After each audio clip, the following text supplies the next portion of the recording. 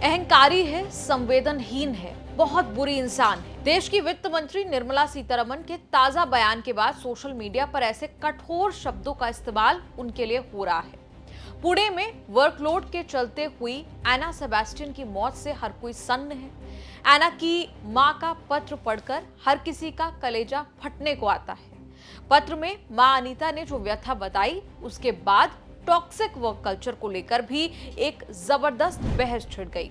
उसी बीच एना की मौत पर आता है वित्त मंत्री निर्मला सीतारमण का बयान और मच जाता है बवाल। दरअसल निर्मला सीतारमण शनिवार को एक निजी मेडिकल कॉलेज में संबोधन कर रही थी।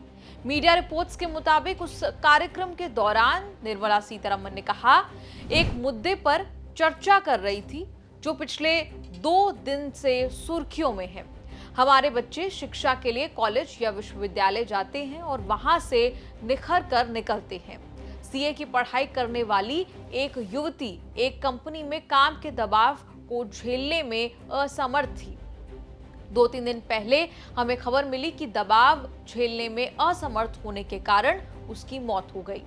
इसके आगे निर्मला सीतारमण ने कहा कि शिक्षण संस्थानों और परिवारों को बच्चों को तनाव प्रबंधन के गुर सिखाने चाहिए। उनसे कहना चाहिए कि आप जो भी पढ़ाई करें, जो भी नौकरी करें, आप में उससे जुड़ा तनाव झेलने की अंदरूनी शक्ति होनी चाहिए। सीतारमण ने सलाह देते हुए कहा, ईश्वर पर विश्वास रखें, हमें ईश्वर की कृपा की आवश्यकता है। ईश्वर की खोज करें, अच्छा अनुशासन सीखें, आपकी आत्मशक्ति इसी से बढ़ेगी। आंतरिक शक्ति केवल आत्मशक्ति बढ़ने से ही आएगी। निर्मला सीतारमण का ये बयान सुनते ही सोशल मीडिया पर कई लोग सीतारमण पर बरस पड़े। कांग्रेस ने इस बयान को पीड़ित पर आरोप लगाने, उन्हें दोषी ठहराए जाने जैसा कहा है। कांग्रेस के संगठन महासचिव केसी वेणुगोपाल ने सोशल मीडिया प्लेटफॉर्म एक्स पर एक पोस्ट में कहा, सत्तारूढ़ दल और वित्त मंत्री केवल अदानी और अंबानी जैसे कॉरपोरेट दिग्गजों का दर्द देख सकते हैं, मेहनतकश युवा पीढ़ी का नहीं। ऐतिहासिक बेरोजगारी के इस युग में एना जैसे प्रतिभाशाली युवा अगर नौकरी पाने में सफल भी होते हैं तो भी लालची कॉरपोरेट कंपनियां उनका शोषण करती हैं, उन्हें एक्सप्लॉइट करती हैं। वित्त मंत्री का ये सुझाव देकर एना और उनके परिवार को दोषी ठहराना बेहद क्रूर है कि एना को घर पर तनाव प्रबंधन का गुर सिखाया जाना चाहिए था। पीड़ित पर इस तरह का आरोप लगाना घृणित है और इस तरह के बयानों के कारण जो गुस्सा और घृणा महसूस होती है उसे शब्दों में बयान नहीं किया जा सकता। ये कह रहे थे कांग्रेस के केसी वेणुगोपाल।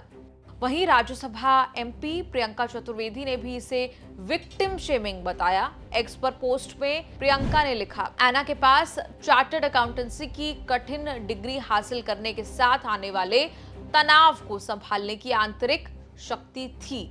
ये टॉक्सिक वर्क कल्चर लंबे समय तक काम करने के घंटे थे जिसने उसकी जिंदगी छीन ली, जिस पर ध्यान देने की जरूरत है। पीड़ित को शेम करना बंद करें और कम से कम थोड़ा संवेदनशील बनने की कोशिश करें। मुझे यकीन है कि अगर आप तलाश करेंगे तो भगवान आपका मार्गदर्शन करेंगे। सीतारमण के बयान पर किसी ने उन्हें अहंकारी कहा तो किसी ने कहा कि उनमें जरा भी संवेदना नहीं है। और ये पहली बार नहीं है जब निर्मला सीतारमण अपने बयानों की वजह से चर्चा में आई हो, सुर्खियों में आई हो।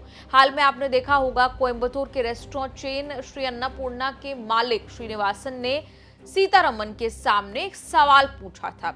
सवाल था जीएसटी सिस्टम पर उठाया गया वो सवाल था। श्रीनिवासन ने उदाहरण देकर समझाया था कि स्वीट पर जीएसटी 5% लगता है, नमकीन पर 12%, प्लेन बन पर कोई टैक्स नहीं लगता, लेकिन बन पर क्रीम लगने से पेस्ट्रीज पर जीएसटी लगता है 18%।